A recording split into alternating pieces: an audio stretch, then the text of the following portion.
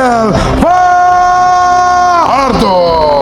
Tobias, el Pitbull Reyes.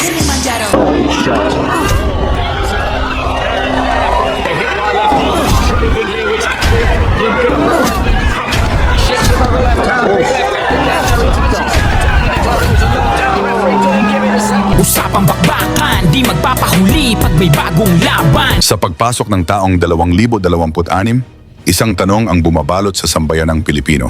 Sino ang susunod na magdadala ng world title pabalik sa Pilipinas? Sa katahimikan ng Mindanao, may isang pangalang unti-unting umuukit ng takot sa flyweight division. Mula Agusan del Sur, isinilang ang isang mandirigmang hindi kailanman naghahanap ng papuri.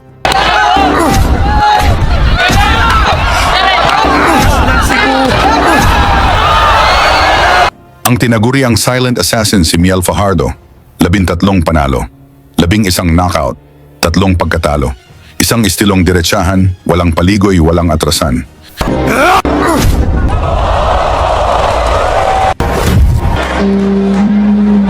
Isa na siyang IBF Pan-Pacific Flyweight Champion matapos pabagsakin ang dating kampeon na si Esneth Domingo. Isipin mo, siguro si Mercado, ang thinking niya rito is lamang siya. Down goes Domingo. Natayo ka agad ni si Esneth Domingo, but that might be... At sa kasalukuyan, rank number 5 contender siya sa IBF Flyweight Division, isang posisyong hindi basta ibinibigay. Dahil sa utos ng IBF para sa title eliminator kung saan ang mananalo ay lalaban sa IBF champion na si Masamichi Yabuki ng Japan. Haharapin ni Fajardo ang isang panganib na galing sa South America, isang knockout artist mula Argentina, isang pangalang kinatatakutan sa pandaigdigang entablado. Si Tobias Jeremias Reyes, mas kilala bilang El Pitbull, taglay ang record na 18 panalo, 1 talo at 16 dito ay tinapos niya sa knockout. Ibig sabihin, kapag tumama ang suntok ni Reyes, may bumabagsak.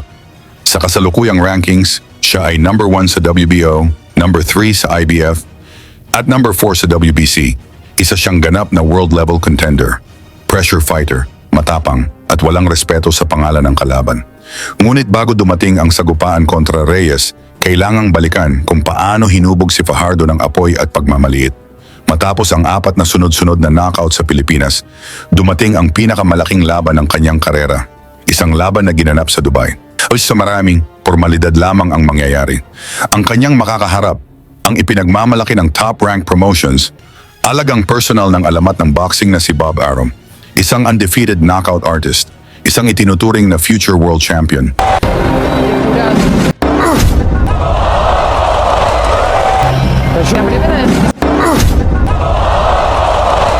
Si Agustin Mauro Gauto, kilala bilang El Avion, 17 panalo, 13 knockout, walang bahid ng pagkatalo, puno ng titulo, puno ng kumpiyansa.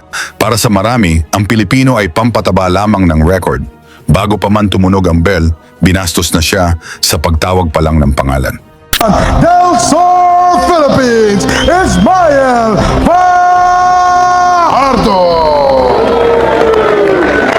Wala daw chance manalo ang Pinoy. Ngunit dito na sila nagulat kung saan nanggaling ang lakas ng halimaw ng Mindanao.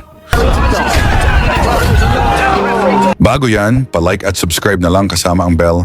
Malaking tulong yan sa aming mga content creator. Round 1, walang pasakalye. Agresibo agad ang dalawang mandirigma, palitan ng mabibigat na suntok.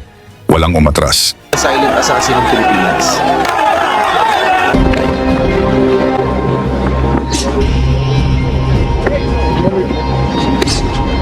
Nice work, isn't it? Just a lot of thing with the eyes running to the belly. Yeah, nice jab to the head.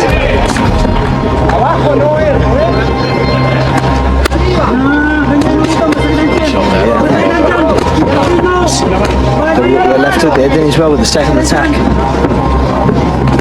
think he might feel he's hurting with one of those body shots because he's really getting on him here for Hardy. To go down to the body again there. Then back up to the head, but he was letting his hands go, putting his punches together well. Pick mo, yan o, wala nang depensa o. Pick mo. Pick mo right up. solid javelin from goal. So he's been really well. Do you think he got through solidly with one of those Yeah, body it is, shots? yes, and particularly the second one for me. Just gone into a shot.